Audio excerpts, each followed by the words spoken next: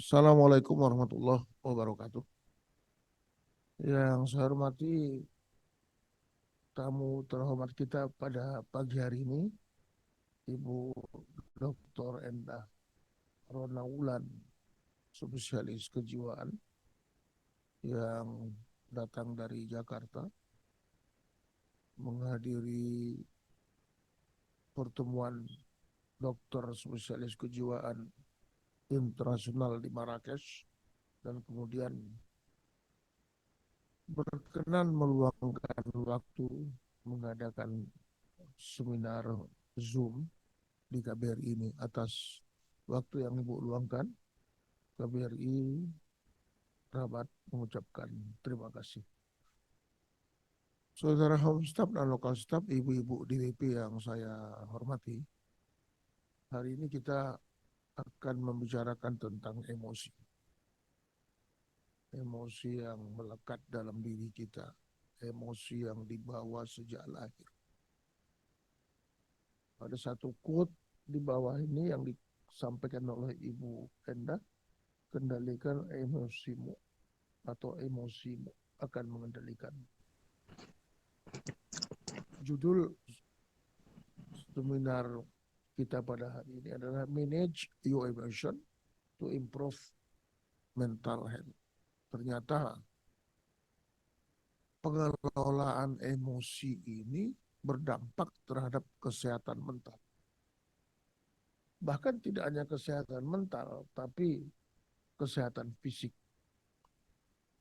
Kemarin kami diskusi dengan Ibu dan home staff ketika beliau beraudensi kepada kami pukul 4 sore. Pantas Allah menyatakan dalam surah Al-Falaq, kita berlindung dari orang-orang yang pendengki. Wa min syarri hasidin idza hasad. Al-Falaq. Maka kau harus berlindung dari kejahatan orang-orang pendengki. Pendengki, pencemburu, iri hati, itu emosi yang harus kita kendalikan. Saya bilang kemarin kepada Ibu Endah, tetangganya yang beli kulkas, dia yang kedinginan. Ya. Tetangganya bangun rumah, dia masuk rumah sakit. Tetangganya beli mobil, dia naik ambulans. Ada iri hati. Kok dia bisa dapat, saya enggak? Padahal rezeki itu diatur oleh Allah. Jadi mengendalikan rasa cemburu, mengendalikan iri hati, bahkan yang sering dalam interaksi sosial mengendalikan buruk sangka. Karena buruk sangka itu sebagai bagian dari dosa. Ya, buruk sangka itu juga emosi yang harus kita kendalikan. Bentuk sangka kepada siapapun, karena itu merupakan bagian dari dosa. Ini menarik. Belum dibuka, sudah diikuti tadi oleh 32 peserta, Bu, dari Indonesia dan dari Maroko. Belum dibuka ya, belum dibuka. Dan saya juga sudah men-share di media sosial, di Facebook. Saya minta juga keluarga saya dari Medan untuk mengikuti. Sudah berapa? Sudah berapa ya lah? Sudah 73. Baru 5 menit saya dari sini kemari. Insya Allah bertambah terus. Karena memang judulnya menarik. Judulnya menarik. Ya, silakan Bu. Sekali lagi terima kasih. Kami tidak bisa membalas kebaikan Ibu dan kami Rabat mendapat berkah karena Ibu membagi ilmu. Dan semoga ini menjadi amal jariah bagi Ibu dan juga bagi adik Ibu, guru yang di Austria ini. Kakak ya? Oh, adik Ibu ya. Iya, iya, adik Ibu yang tinggal dan mengajar di Austria. Selamat mengikuti seminar ini Mari kita ikuti dengan seksama. Wabillahi taufiq wal hidayah. Assalamualaikum warahmatullahi wabarakatuh.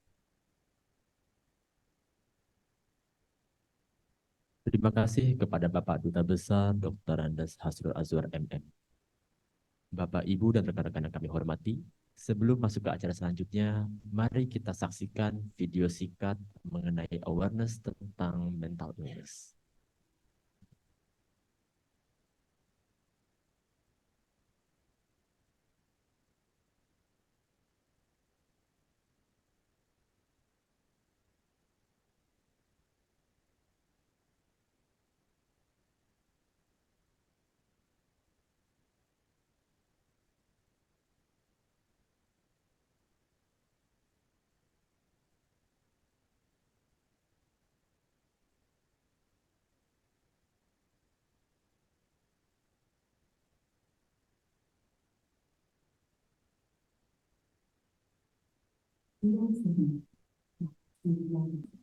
Warahmatullahi wabarakatuh. Selamat pagi.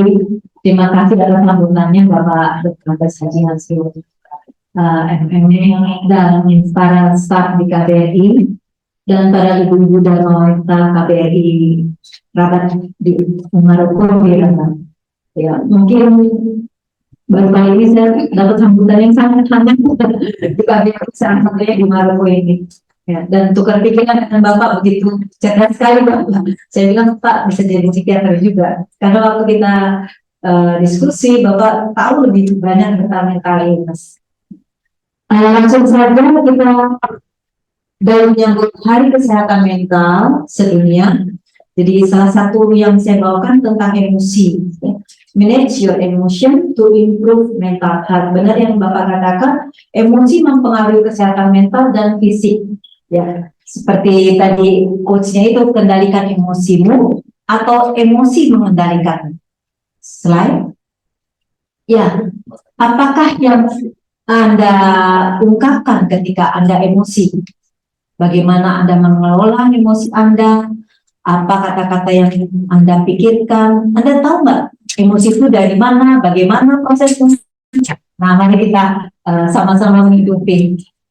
Ya, ketika orang berpikir tentang sehat, nah ibu sama bapak bilangnya, oh saya sehat karena saya bebas dari penyakit diabetes, stroke, jantung, oh itu sehat. Cuman kurang tepat. Menurut WHO, there is no health without mental health. Sehat itu belum dinyatakan sehat, karena sehat menurut WHO itu adalah sejahtera fisik, mental, dan sosial. Bukan sekedar bebas dari penyakit atau kelemahan. Ini ditekankan lagi ya. Sehingga ini merupakan satu kesatuan. Bukan hanya bebas penyakit fisik saja. Jadi mental, fisik, dan kesejahteraan. Nah, kesehatan mental itu seperti apa sih? Mental itu kita bagi menjadi pikiran, bertindak, dan perasaan. Kalau kita sehat mentalnya secara emosi, kita bisa mengendalikan pikiran dan tindakan kita. Ya, saat Anda menangani emosi Anda yang positif dan negatif dengan balance, Anda akan merasa tenang dan nyaman. Nah, apakah itu emosi? Mungkin sebagai kita boleh tahu apa emosi ini. Emosi paham ya? Oh ya saya emosi, tapi emosi itu apa sih? Ungkapan suasana perasaan, emosi ini mempengaruhi pikiran dan tindakan kita. Ya, contoh nih, kita diskusi, terus yang memberi masukan, pimpinan ini ngabaikan tuh masukan saya, terus rasa saya kesel, marah, terus pikiran saya, oh saya nggak dihargai ini. Akhirnya tindakan saya sama pimpinan, ya ada pendapat enggak. Ya kan, dari emosi kita mempengaruhi pikiran dan tindakan.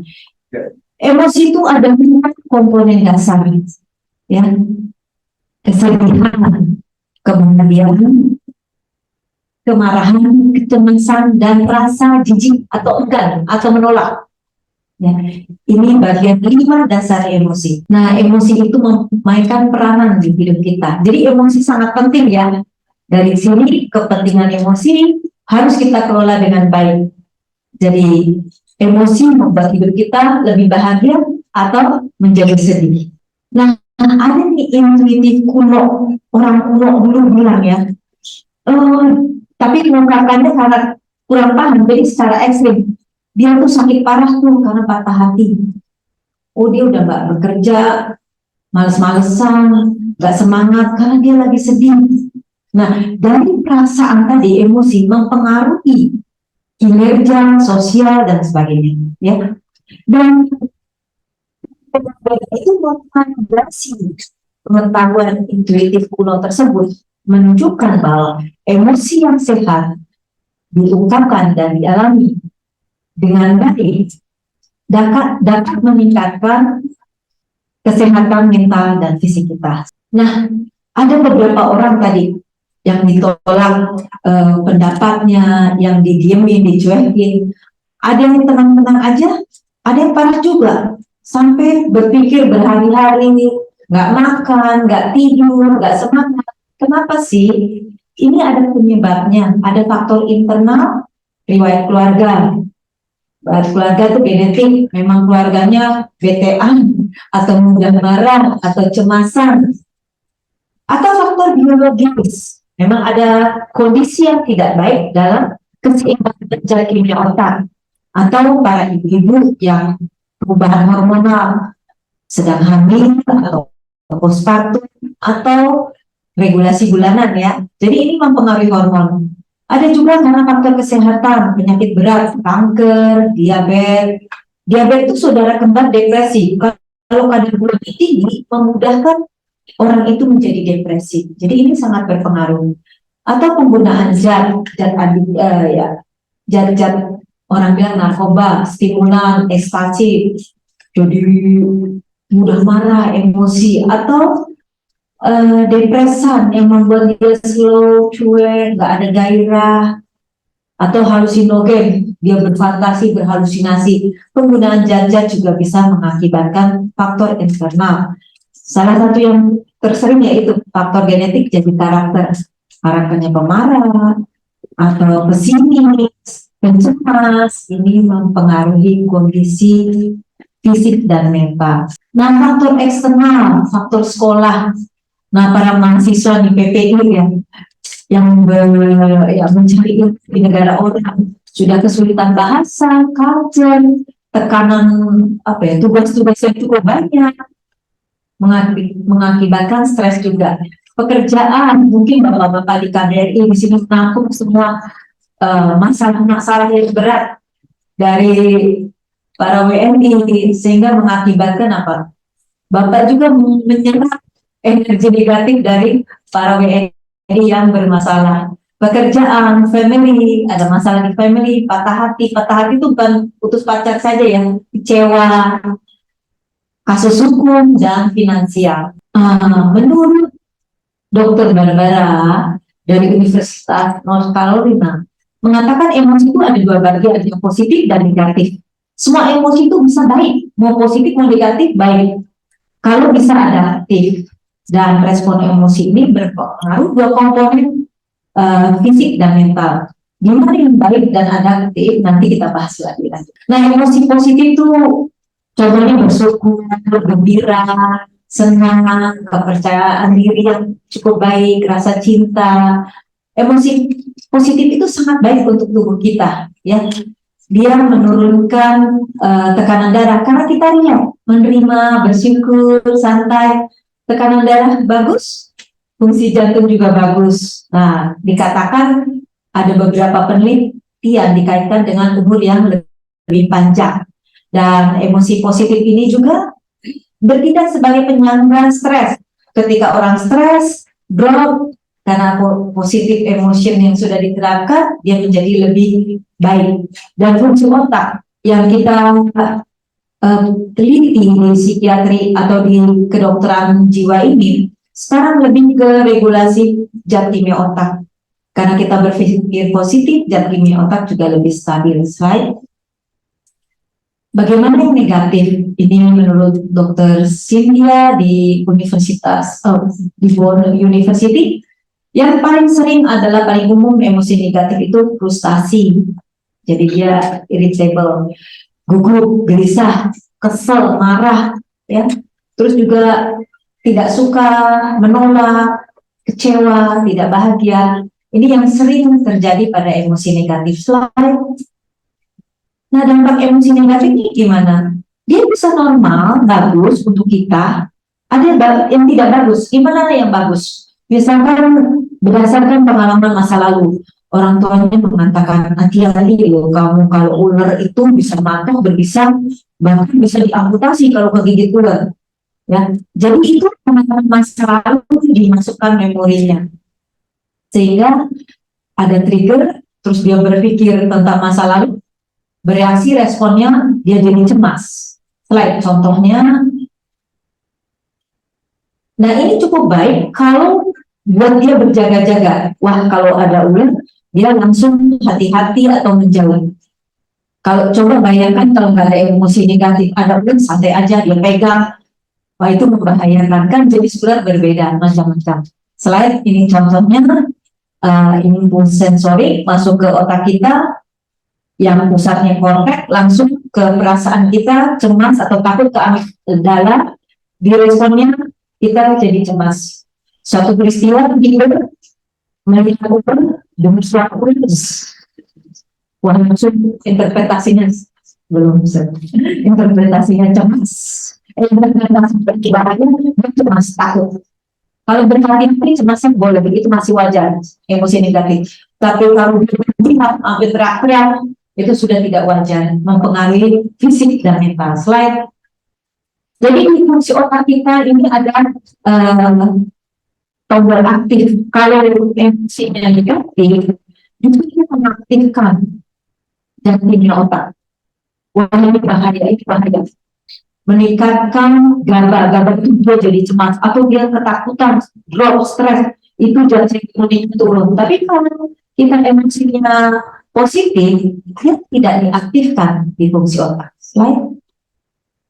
Nah, ini dari sistem otak kita memproses memori fight or flight, yang kita mau melawan atau kita lari. Nah, zat-zat yang tersering yang meningkat, serotonin, norepinefrin, GABA, dan glutamat, dan lain-lainnya. Nah, memang 2 dekade terakhir ini penelitian yang terbanyak adalah tentang perubahan zat kimia. Nah, nantinya bagaimana mengatasinya kita bisa berbagai cara. Slide. Nah, tanda-tanda kalau sudah menjadi stres, jantung berdebar, heart rate-nya meningkat, otot-otot kaku, tekanan darah meningkat, mungkin kita mulai sakit flu, demam, sakit kepala, keringatan, terus mempengaruhi emosi kita seperti apa? Kita jadi cemas, marah, emosian, irritable, ketakutan, frustasi. Tanda-tanda misalnya di kerjaan kita nggak fokus, nggak konsentrasi, nggak masuk memori, jadi kinerjanya jadi buruk. Bagaimana perilaku kita? Untuk menstabilkan ada beberapa yang ke perilaku negatif, penggunaan obat-obat, alkohol, atau merokok berlebihan. Slide. Nah, bagaimana memasukkan emosi yang negatif ke tubuh kita? Tadi tombol diaktifkan ketika emosi negatif, merilis hormon stres, bisa mempengaruhi fungsi jantung, ke sistem imun, dan mungkin ke hipertensi, sakit kepala, dan sebagainya. Beberapa yang melakukan mengalami negatif emosi, dia mengambil ketidaksehatan cara untuk mengimbangi respon negatifnya itu dengan cara merokok berlebihan, minum alkohol, ya, kurang tidur, pokoknya perilaku yang tidak maksimal dengan baik. Slide. Nah, di sini kita lihat mempengaruhi fisik seperti apa sih? Contohnya di sini, kalau heart rate-nya tinggi, sakit nyeri dada, ini kecemasan yang tinggi, juga mempengaruhi kita lebih cemas, nggak percaya sama orang, para pemerintah itu asam lambungnya meningkat. Kalau kita sedih, itu ke arah paru-paru, oksigennya kurang bagus, juga ke pencernaan. Begitu juga emosi-emosi negatif lainnya mempengaruhi organ tubuh kita. Nah, ini siklusnya dari emosi terus ke perilaku, ke pikiran, ke emosi lagi. Kita rasa nggak bersalah, perilakunya menghukum diri. Udahlah, saya nggak berguna, saya nggak bermanfaat. Pikiran hampa, udah nggak ada tujuan hidup lagi. Nah, ini terus mempengaruhi. Nah, sekarang bagaimana sih memanage emosi? Emosinya gimana nih? Kalau ringan sama sedang, kita bisa melakukan tadi, yang saya akan latih, pelatihan fisik dan emosi. Tapi kalau sudah berat, karena perubahan zat kimia otak itu membuat tidak stabil kita dalam melakukan tindakan, berperilaku, berperasaan, bersosialisasi, sehingga kita harus berikan beberapa obat. Slide ini yang singkat saja, beberapa obat yang tersering untuk beberapa gejala seperti cemas, depresi, mungkin juga gejala-gejala lainnya, gangguan mood, itu kita berikan beberapa obat golongan escitalopram, argomelatin, duloxetin, dan untuk kecemasan kita berikan obat tambahan anti cemas. Tapi yang terbaik adalah kita lakukan pengobatan dan pelatihan secara bersamaan sehingga hasilnya lebih maksimal. Dari obat ini tidak saya terlalu diskusi terlalu dalam, mungkin slide. Nah, beberapa strategi yang bisa dicoba untuk melatih emosi kita. Slide. Yang pertama ini berarti ini mindful, mindful.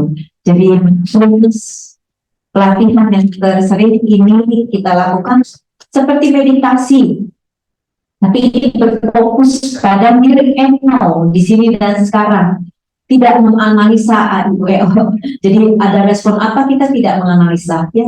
Melatihnya dengan mengontrol perilaku, pikiran di kondisi saat ini dan sekarang, melepaskan hal-hal analisa yang negatif atau positif. Jadi let go aja, menerima saja. Nah, ini kita melatih. Slide ini cukup panjang, atau kita teknik grounding. Biasanya kalau orang cemas, cemas tertekan, terus lakukan stop, grounding. Ini teknik 5 langkah. 5, pertama dari visual.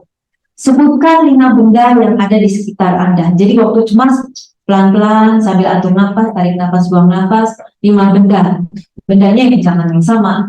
Misalkan lampu, kursi, laptop, karpet, AC. Sudah 5, sebutkan sentuh, taktil, sentuh 4 benda. Sambil berjalan, biar emosi apapun menurun, sentuh. Jangan yang dekat ya, sentuh 1, 2, 3, 4. Jangan, nanti emosinya nggak cepat turun, malah turun. Jadi sentuh pelan-pelan 4. Terus 3, fungsi auditorik, dengar. Dengar suara AC, suara orang berbicara, suara tikus. Jadi 3, pendengaran. 2, penciuman. Nah, yang di sekitar Anda, bau parfum Anda misalkan gitu, atau bau bunga-bunga di sekitar Anda. Jadi 2, penciuman. 1, sumber rasa, boleh minum, makan permen. Nah, ini sudah diterapkan di beberapa pasien, kasusnya memang kondisi emosi apapun, cemas terutama, ini cepat sekali menurunnya. Slide. Nah, karena emosi berpengaruh fisik dan perasaan, jadi fisik tetap kita relaksasikan ya. Ini mengatur sirkulasi nafas, biasa kita lakukan.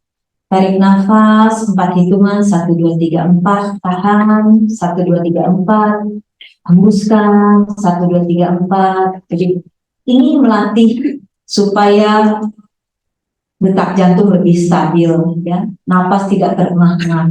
Jadi fungsi untuk emosinya juga lebih menurun. Slide. Nah, ini yang kita sebut heart rate progressive relaxation. Ini yang dilakukan di pelatihan untuk hipnoterapi, tapi bisa dilakukan di sini oleh Bapak dan Ibu. Ya, jadi sambil duduk juga bisa, sambil tiduran bisa, sambil duduk misalkan, sambil atur nafas, buang nafas, bisa membayangkan sesuatu yang indah-indah ya. Sambil merem, tarik nafas, buang nafas. Sebutkan boleh jari-jari kaki, telapak kaki lebih rileks. Rileks, diulangi. Otot-otot betis, otot-otot paha, rileks. Seluruh otot-otot perut, otot-otot dada menjadi lebih rileks. Seluruh otot-otot bahu, tangan, jari-jari tangan, rileks. Lebih banyak diulangi 3 kali, lebih cepat rileks. Seluruh otot-otot leher, otot-otot kepala, biarkan rileks.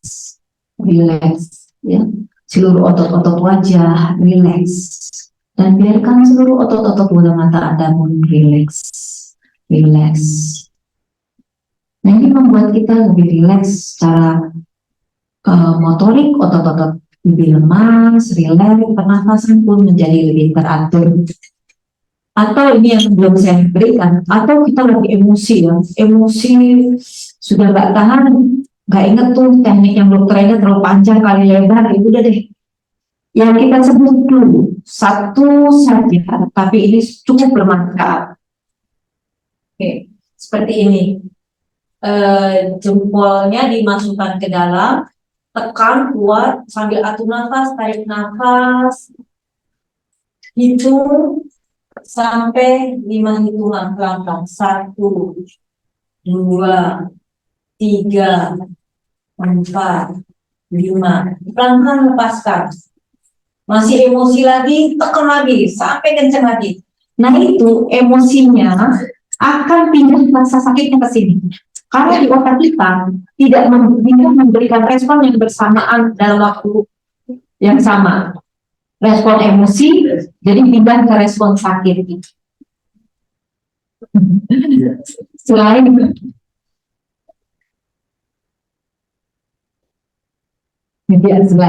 Nah, jika memang sudah berusaha tapi tidak bisa juga mengatasinya dengan baik, carilah bantuan selain. Yang pertama adalah lini pertama yang kita rasakan terus bagi kita. Ada yang keluarga tapi saya nggak rasa dekat sama keluarga, lebih dekat ke teman, dia boleh teman online, guru, sepupu, pemuka agama, ya, atau ke dokter. Nah, ini carilah bantuan segera. Kenapa? Kalau tidak diatasi dengan baik, nah, fungsi sosial dan pekerjaan kita jadi terganggu. Selain, oke. Nah, di sini saya katakan emosi itu penting bagi manusia, akan memberi warna di kehidupan kita, bisa juga sedih dan senang. Bagaimana emosi ini dimanage dengan baik, itu cukup mensupport hidup kita. Ketika berat emosi, kita gunakan obat-obatan seperti escitalopram, golongan SSRI, dan yang terbaik adalah pengobatan dan pelatihan.